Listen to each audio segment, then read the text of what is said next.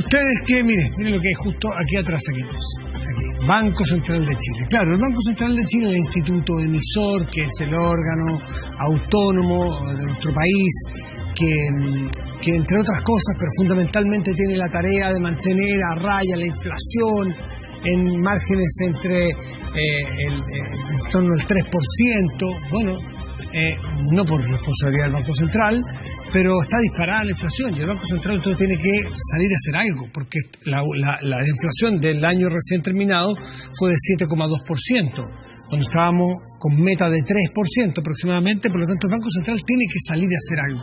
¿Y qué es lo que sale a hacer? ¿Qué remedio pone este médico? Básicamente la política monetaria, es decir, subir las tasas. Es lo que tiene que hacer para tratar de frenar esta pandemia que puede llegar a ser la inflación en un país para todos los chilenos y chilenas.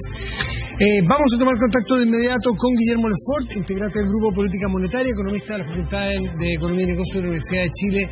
Guillermo, muchas gracias por estar con nosotros. Buenas noches. Buenas noches, Matías. Bueno, el remedio no solamente importa qué remedio, sino que la dosis. Y la dosis que ha puesto el médico, el Banco Central, a través de su política monetaria, ha sido altísima, 150 puntos base, deja la tasa en 5,5 y entiendo que en los últimos 20 años aproximadamente es la tasa más alta que aplica de una sola vez, como fue la reunión de política monetaria de hoy. ¿Es así y cómo lo evalúa? Bueno, el Banco Central ha tenido que subir en pasos rápidos la tasa de interés porque esta estaba muy baja inicialmente, era una tasa muy expansiva, y el choque inflacionario fue muy repentino, muy violento. La expansión del gasto del año pasado, generada por los retiros y por la política fiscal de apoyo de ingresos por la pandemia, llevó a la economía a crecer 12% y al gasto en consumo a crecer más del 20%. Entonces eso había que contrarrestarlo y en eso ha estado el Banco Central. Además, sumamos a eso una situación internacional de inflación como no se veía desde hace muchos años, y eso también complica el cuadro, agrega más problemas y hace más necesaria una acción muy decidida del Banco Central.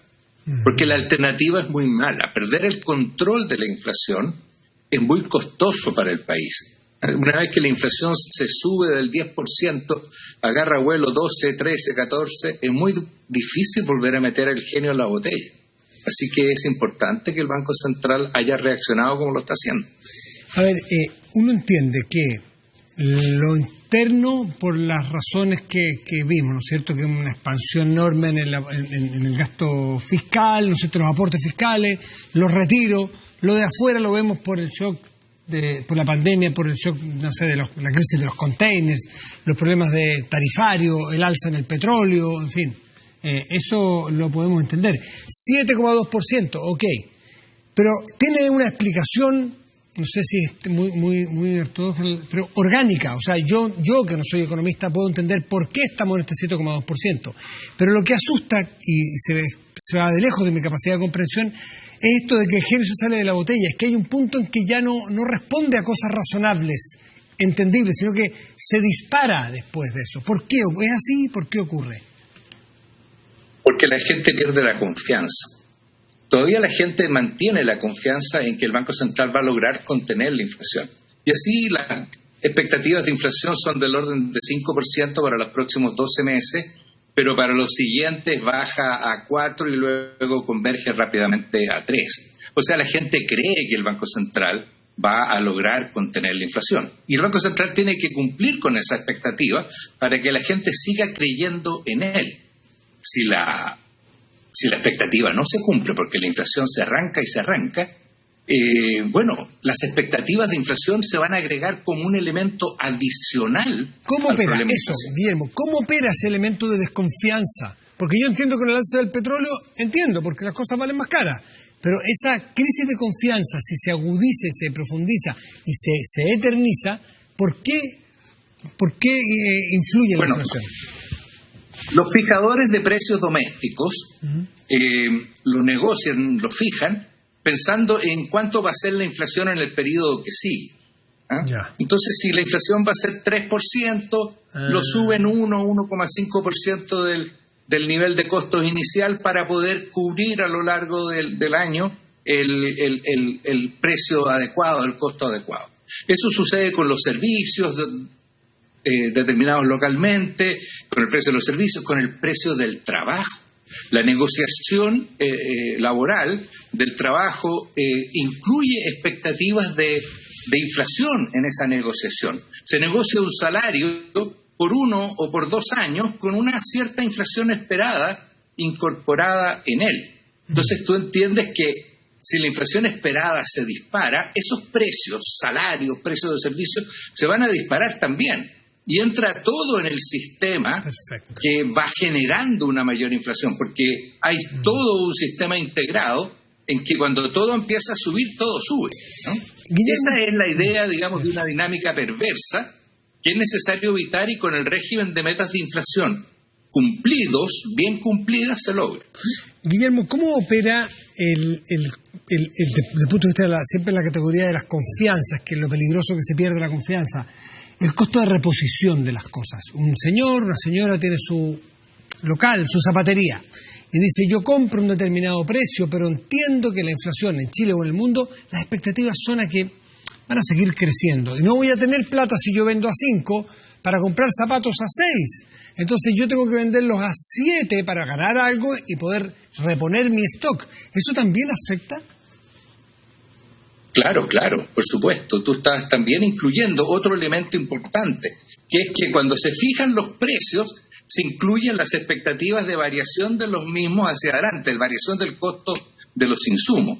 El fundamental puede ser considerado el trabajo, pero también otros, materias primas, etcétera, también entran dentro de ese cálculo. Y así el fijador de precios hace un cálculo de costos, por así decirlo, más pesimista, más elevado, fija precios más altos, y eso se va transformando en una profecía autocumplida, porque si todos lo hacen, todos los precios suben.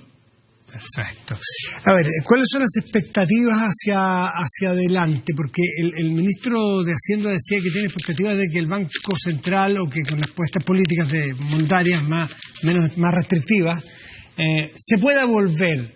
¿Cuándo podemos volver a considerar una inflación del 3%? Razonablemente, ¿cuándo? ¿Chile va a poder, vamos a volver a tener inflaciones bajas? Sí, yo creo que hacia fines del 2023 o en el 2024 podemos estar con una inflación del orden de 3%, si es que se logra cumplir con lo que es necesario, que es contener la expansión del gasto y mantener las expectativas ancladas, como decimos, ancladas a la meta, la confianza de que la gente sigue creyendo que el Banco Central va a lograr controlar. Por eso es importante actuar. Ahora, ¿hasta dónde va a llegar la tasa ahora, la tasa de interés? El Banco Central había dicho hasta 6,5 en su IPOM anterior, pero probablemente está revisando las condiciones y probablemente podamos llegar a una tasa algo mayor que esa. ¿Cuándo? Antes de que la tasa se empiece a reducir. ¿Cuándo sería la expectativa de pic de tasa? Yo pienso que durante este año. Pero eso va a depender mucho de la desaceleración del gasto. Y aquí cosas como hablar de nuevos retiros, cosas como mayores expansiones fiscales van en contra de eso, ¿no? En la medida que se logre una política fiscal austera, efectivamente austera este año, y se eviten cosas como los retiros, va a ser más fácil que la economía se enfríe. Y por lo tanto va a ser posible dejar de subir la tasa antes o llegar a un nivel de tasa máximo más reducido. Eso no sabemos hasta dónde puede llegar, porque hay muchas incógnitas. Claro, depende de cómo nos comportemos responsablemente. Alguien podría decir de manera incauta, digamos, bueno, pero es cosa de subir más la tasa, pues si no 5 son 6, si no 6 son 8, y ¿sabe qué más? Y 12. Porque así vamos a frenar la inflación. Ojalá que no. El problema es que una economía con tasa muy alta, la inversión se frena y la economía se chanta en buen chileno y empieza a afectar otros factores, que puede ser el empleo, en fin. ¿Dónde está ese trade-off entre subir las tasas y no afectar el funcionamiento de la economía para que tengamos trabajo? Bueno, el Banco Central hace esos cálculos para tratar de hacer lo justo y necesario para hacer volver la inflación dentro de un cierto periodo al 3%.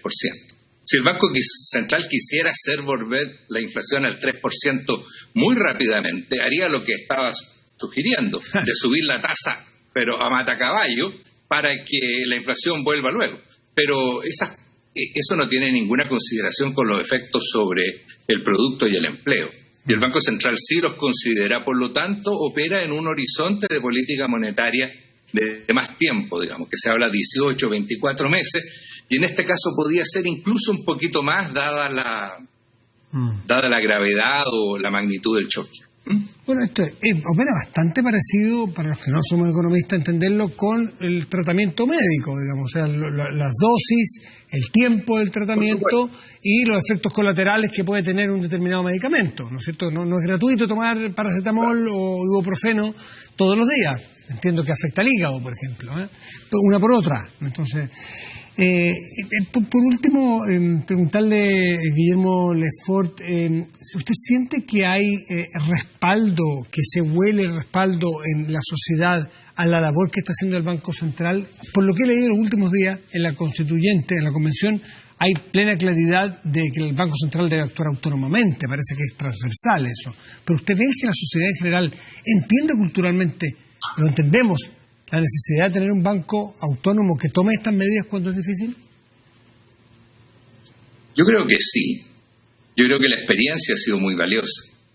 El problema es que no todos somos igual de viejos, digamos, y algunos han llegado a estas discusiones hace muy poco tiempo y creen que la inflación siempre ha sido baja en Chile.